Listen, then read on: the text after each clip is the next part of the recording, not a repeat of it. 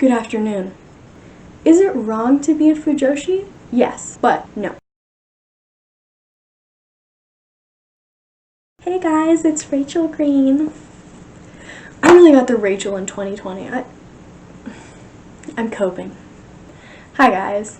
Recently I posted a video called Stop Fetishizing Gay Men. And since I've posted it, some things have been brought to my attention. Before I even start this video, I'd like to give a huge thanks to the people who commented their thoughts and some resources for me to look at because, as I've come to realize, I did not have the full picture when I made my thesis. I also want you guys to know that some people commented their experiences being fetishized, and I want to give a shout out to those people and let them know that I really appreciate them sharing their story.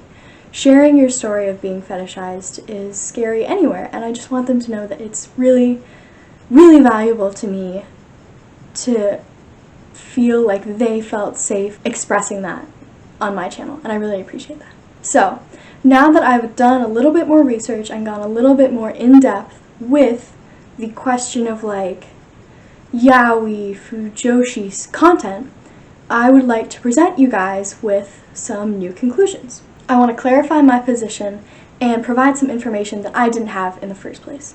And this video is largely targeted towards people who held the same opinion that I did, mostly that FUJOSHI are bad and they're harmful to gay men. I'd also like to acknowledge some of my own prejudices and misunderstandings that played into my original conclusion about boys love content. So firstly, I sourced a lot of the information from the aforementioned comments that really provided some great resources. I'll link one Google document that I really drew on below. I will also be using the term boys love to refer to all men loving men content because it is accepted currently as a general term for all of that content, whether it be explicit or not. First of all, a couple of people brought to my attention that the term FUJOSHI was a term applied to women who enjoyed boys love content that described them as unfit for marriage because they enjoyed erotic content. I interpreted the word FUJOSHI as a self-given name, and I presented it as such, which was misleading and completely changed the context of the entire discussion. So I'd like to acknowledge here that FUJOSHI, as a term that means rotten girl, is meant to be derogatory towards women. FUJOSHI has recently been reclaimed by women who enjoy boys love content, more on that later. The way I portrayed it in my original video was misleading without context. There is also an argument, a very strong one in my opinion, behind not using the word FUJOSHI as an insult. This is because it's a Japanese word that has been repurposed by Western culture for a myriad of reasons. Some may say that the connotation of the word FUJOSHI in Western culture is practically impossible to separate from its original meaning because of how much has built up behind the word in Western culture, but I would argue that from the research I did, the negative connotation given to the word FUJOSHI was given to it by TERF-run blogs.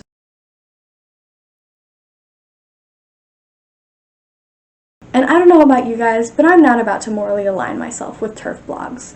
This introduces another aspect of critiquing boys love content, especially for me as a white woman who's grown up in a Western culture. I'd like to acknowledge that my negative reaction to the word FUJOSHI is a result of my upbringing in a Western culture. I think it's crucial in examining our own internalized racism when reacting to the word FUJOSHI.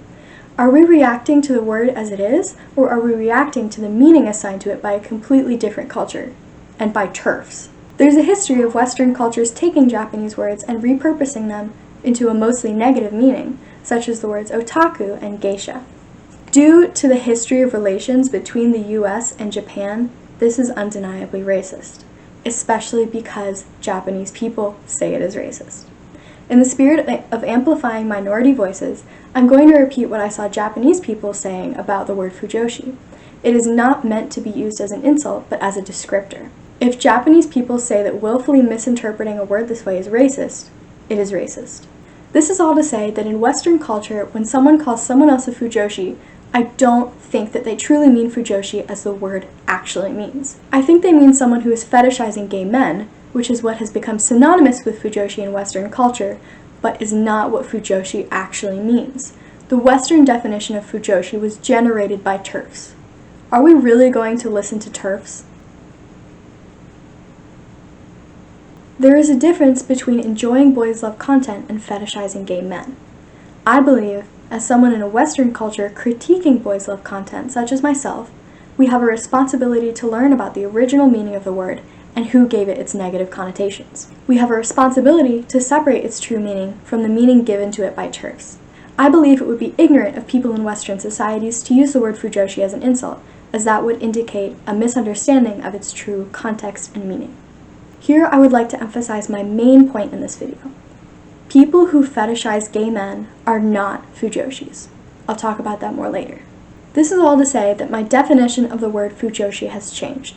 Now I define it as the way Japanese people define it as, which is a word that in its original culture was created simply as a descriptor of a woman who enjoyed boys love content, a word that has been given a negative meaning by a different culture, a word that should not be used as an insult, a person who enjoys boys love content and has the self-awareness and critical thinking skills to understand how to separate fiction from reality and consume media in an ethical way, not people who are going to fetishize gay men. I believe the meaning of fujoshi has been horribly warped, and a lot of the people who consider themselves fujoshis have no real respect for gay men, and I don't think those people are real fujoshis. Therefore, I'm going to refer to cishet women who consume boys love content and fetishize gay men as faux fujoshi. I'll be coming back to the idea of faux fujoshi later. Now I'd like to return to the original definition of fujoshi. The small nuance of the creation of the word and what it was originally intended to mean was something that was lost on me in my first video, and it's something that introduces a really interesting nuance in this discussion: the intersection of boys love content and a heteronormative patriarchal society. It's a largely accepted argument that in many cultures, women are expected to be chaste and virginal as opposed to men. Men can be as sexual as they want without being shamed for it, but women are shamed for the same behavior. A contemporary example of this would be the conservative backlash against the song WAP by Megan Thee Stallion. I'd like to add that that backlash was most likely compounded due to the fact that they are women of color, but the slut-shaming of women who are not completely devoid of any sexuality is still present. This is also evident in the term fujoshi, where women are considered to be rotten if they enjoy erotic content, spoiled like an apple. Cheers. Like if you're spoiled for marriage in any way. Subscribe if you would not be an obedient housewife. A few people in the comments mentioned in that same vein of thinking that boys love content can be a vessel for women to explore their sexuality without being so harshly criticized by men and the rest of society. This is because it's a largely ingrained belief that it is okay for men to be sexual, but women cannot. One commenter said that as a queer kid looking for representation, boys love content was a way for women to tell sexual stories without being shamed for it. This is amplified by the existence of a subset of boys love content called shonen ai, where the younger male character in the not necessarily romantic relationship is portrayed as androgynous or even non-binary, intended to be a vessel for the female character to project themselves onto. Another commenter mentioned that erotic content catered to a female audience, which is largely what boys love appears to be, is more heavily criticized than erotic content marketed to a male audience. I strongly agree with this. I think it really reflects the idea of the fact that women should be virtuous, and they're ruined if they enjoy sexual content in any way. I'd like to acknowledge that it's possible that my internal sexism played a role in my criticism of fujoshi and yaoi, and I'd like to be more conscious of that in the future. As one commenter mentioned, it would be unfair to criticize non-consensual boys love content as if it exists in a vacuum, which it does not. If we're criticizing sexual entertainment aimed at women, it is more than fair and necessary to turn the same microscope onto sexual entertainment aimed at men, which is arguably much more harmful. I love doing that. Now I would like to pivot back to the effects of faux fujoshi, or people who consume boys love content without a nuanced understanding of it. These are mainly young cishet women raised in Western cultures. These are the people I was talking about in my original video, but I mistakenly referred to them as fujoshi. They are generally young women with no real representation of what an actual gay relationship looks like, and, as a result, have little to no respect for gay men. One gay man commented about his experiences with real-life fetishization and how it actively hurt him. This fetishization was at the hands of his friends who called themselves fujoshi. I'd like to add that, in my definition of fujoshi as it stands today, these people were not fujoshi, but did masquerade under the label Fujoshi. I'd like to emphasize here that nothing I've said prior to this is meant to minimize the damage that fetishization causes to gay men. I stand by everything I said in my previous video about the harm of fetishization on gay men. I just believe that I was calling the perpetrators an incorrect name. I still believe that a lack of nuanced understanding of boys' love content will lead to a warped depiction of reality and will lead to young cishet women applying fiction to real life, therefore leading to this extremely harmful fetishization. And I believe that those people are faux Fujoshi. I still believe that people who have called themselves Fujoshi have done a lot of harm to gay men. And I also believe that it is exploitative of straight women to enjoy boys' love content without supporting gay men outside of that arena. But generally, this is characteristic of faux Fujoshi, not true Fujoshi. I'd like to emphasize here that Fujoshi have a respect for gay men and they have the ability to separate fiction from real life, which is the difference between Fujoshi and faux Fujoshi. Therefore, I believe that it would be inappropriate for faux Fujoshi who do not truly characterize what Fujoshi actually means to reclaim the word Fujoshi, because they are not Fujoshi. The following points are meant to be a response to faux Fujoshi trying to characterize themselves as Fujoshi and reclaim the term. I don't think that would be fair. I don't think it would be fair for faux Fujoshi to try to reclaim the word Fujoshi without doing their due diligence to address the widespread hurt that some commenters describe, the horrible, awful experiences that they attested to. And I don't think this has happened. Gay people are still oppressed. Some guy commented on my yaoi video and he was like, "How am I still oppressed? I'm a gay, cis, white man." And it's true that this person might be less targeted because he's like white, but he could still be killed in a lot of countries. I was like, I'm not gonna tell you you're oppressed, but like the facts speak for themselves. So it's not enough for faux Fujoshi to claim that Fujoshi was a term coined by a patriarchal society to reclaim it. In the end, the Fujoshi I spoke about in my first video are and were cishet women fetishizing an oppressed minority and lacking a nuanced understanding of real gay relationships, what I now understand to be faux Fujoshi. I don't believe anyone has insinuated this, but I want to make it clear that just because the term Fujoshi was coined by a patriarchal society, and that a lot of the stigma around the word has come from that society, does not excuse the harm that many faux Fujoshi have caused to real gay men. This is not addressed to genuine Fujoshi, but to faux Fujoshi trying to use that as an excuse to reclaim the word. Have I slowly been getting closer to the camera? So even though Fujoshi may have been a term coined by a patriarchal society, maybe it's irrelevant what faux Fujoshi call themselves. They are still fetishizing gay men. According to the comments I received, and consistent with my original argument, many faux Fujoshi have hurt and are still hurting the gay community. I still stand by my claim in my original video, which is that young cishet girls being introduced to boys' love content can lead to a fetishization of gay men and transformation into faux Fujoshi. As one commenter put it very eloquently, the problem comes when younger teens and children find the genre before they get exposed to what normal gay relationships look like.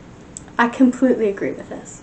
I think younger audiences tend to take things at face value, which I think, as one person described, the metaphor of women discussing their sexual stories through boys' love content would be completely lost on them. I believe that this entire issue can be boiled down to a major problem in the current culture, which is not being critical of the media you consume, and a rampant amount of misrepresentation of minorities. This is just one facet of that problem. So this leads me to my conclusion and my main takeaways. Women should not be oppressed for their sexuality, duh. Young cishet women will tend to fetishize the gay community due to lack of faithful men-loving men content and because advertised boys' love plays into many harmful gay stereotypes. The gay community is hurt by fetishization caused by faux Fujoshis. We need more MLM and WLW content written by MLM and WLW people in order to further that faithful representation. The meaning of the word Fujoshi tends to be misunderstood in Western culture, and its racist and patriarchal connotations need to be understood. The word Fujoshi has been appropriated by those who it does not apply to, faux Fujoshi. Realistic boys' love content is not problematic. However, boys' love content catered toward faux Fujoshis, which is what I believe Stop It Mr. Wolf was, is harmful. And finally, none of this is to say that the fetishization of gay men at the hands of faux fujoshi is any less harmful than I said in my original video. So, to answer your question, is it wrong to be a fujoshi? Well, as Western culture characterizes it, yes, it is. But I want to impress that that is not the real meaning of fujoshi, and it should not be presented as such. To be a true fujoshi is to have an appreciation of content like boys love content. The difference between a fujoshi and a faux fujoshi is a nuanced understanding of separating fiction from reality and having a true respect for gay men. So is it wrong to be a fujoshi in the way that its original culture defines it? No. Finally, I'm not a gay man. I cannot speak for them, but I'm attempting to echo what I've heard from gay men. If you believe I'm missing a crucial piece of information for this discussion that might change my perspective, please comment down below. I really appreciate hearing your guys' thoughts and opinions. It's really valuable to me. Finally, thank you so much for watching, and I really hope that I might have shifted your perspective on the definition of fujoshi and how you might react to the word. Thank you for watching, and have a great rest of your day. Have a great new year, and wear your masks.